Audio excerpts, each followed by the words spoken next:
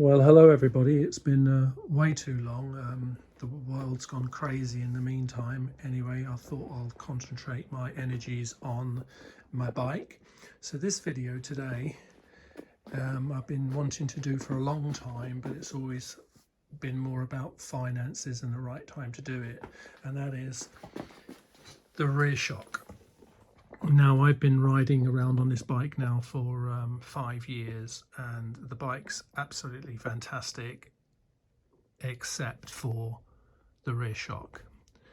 I'm 6'1" and 12 stone, 12 pounds, so not super heavy, but heavy enough.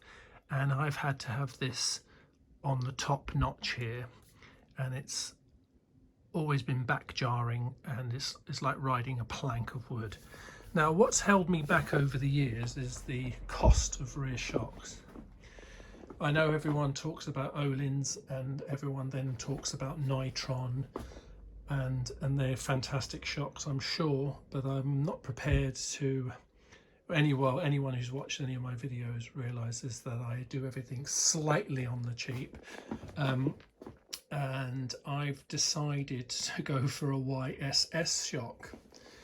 My thinking there was more about, it gets a lot of good reviews, it's a fantastic price, and anything must surely be better than that one that's on the bike. Anyway, let me show you what I've got. So here it is. So this one, there's the model number. Well, the model number always seems to be the same, really.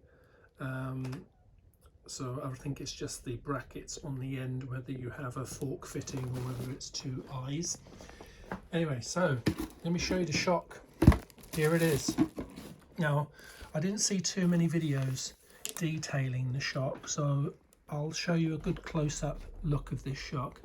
Now, like anyone who's watched the video I did on the exhaust pipe, the same applies to this, really. This shock is unbelievable, the quality. I mean, it's made me realise that stock parts supplied with bikes are poor. They really are. When you have a shock here, now that I didn't say, this shock here delivered to my door is £280. So it's £280 shock. Look at the machining of this. It's superb. Well, it looks superb. We'll see. If it performs anything like the way it looks, we're very happy. I'm just show you some close-ups, because you don't see too many close-ups online. So now, and another thing I noticed, you are told that there's a little grommet to lock the ring before you turn, but I didn't realise, and I'll just point out there are 2 locations where you can put the grommet, and on the Scrambler that won't be an issue because you have full access to it, but on some bikes it might be easier for you to put the grommet in another side. And another thing I want to look at is to show you what spring comes with this shock. So from what I can gather, see, the 56 is clearly the gauge of wire. The 150 is the length of the spring, and the 110, from what I can find, it says Newton meters. Now, I'm not sure, if anyone knows, please let me know how that corresponds to rider's weight.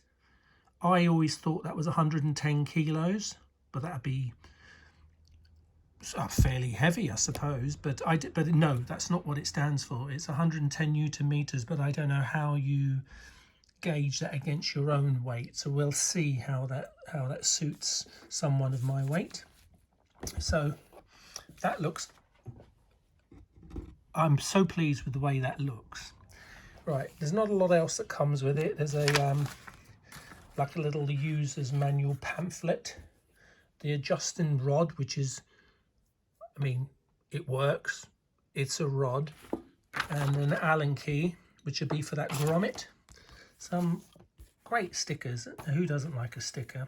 Look at that, wonderful. And the warranty card, which are never filled out, so I don't know about those, what you do with those. File them somewhere. All right, so I've just taken, so I'm going to fit this in a separate video. So I'm just going to run through a few measurements. Now these measurements are only going to be relevant to me because they're only going to sort of go by from where I've measured the bike, for example. So what have we got here?